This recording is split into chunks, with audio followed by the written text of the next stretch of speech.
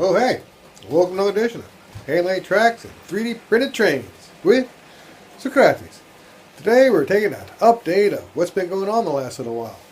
Well, first of all, got the trains to run.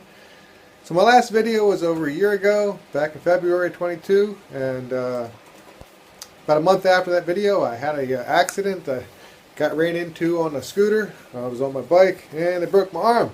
So I've been having multiple surgeries and it's been a whole ordeal. But in that time, while I was a little bit healthy in there, I got the train finished. The loop was more or less done before I injured myself. And before the first surgery, I had committed to getting the thing to at least run as a loop. So, works as a loop, 12 cars, not too bad. I had to basically solder the switches into place because I didn't have the time to go through and do all that. But at least the train's running, and I'm getting back into producing some extra cars, and I started making a couple more different new cars, box cars, gondolas.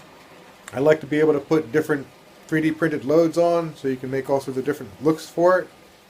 And for the most part, it's most of them are 40-foot gondolas and box cars because, as you can see, it's a pretty small track, and had to make the curves as tight as they could be. But I'm also making them in 50s and 60-footers, so they hold.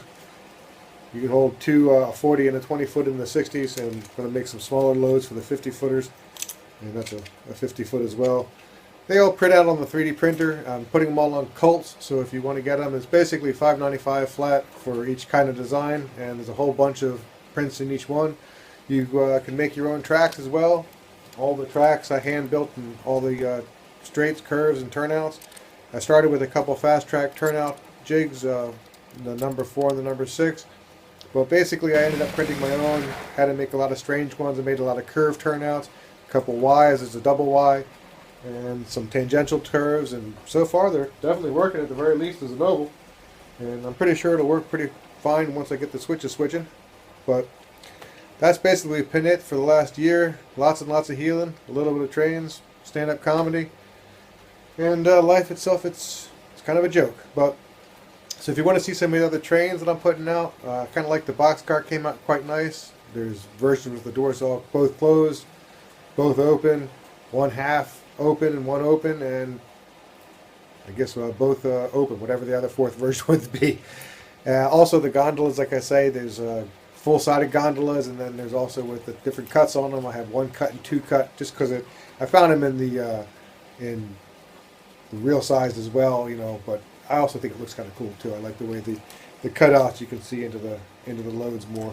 So, you know, the mix. This seems like a nice coil car with a big huge container, because you got to have all your important things when you're working on coils. I don't know. Anyway, we'll be putting out some more videos and watching the train go round and round. Anyway, thanks for watching again. Back on the show, and check it out on Cults. If you need anything done differently, if you want anything adjusted, leave a comment. I can adjust the designs. Thanks again.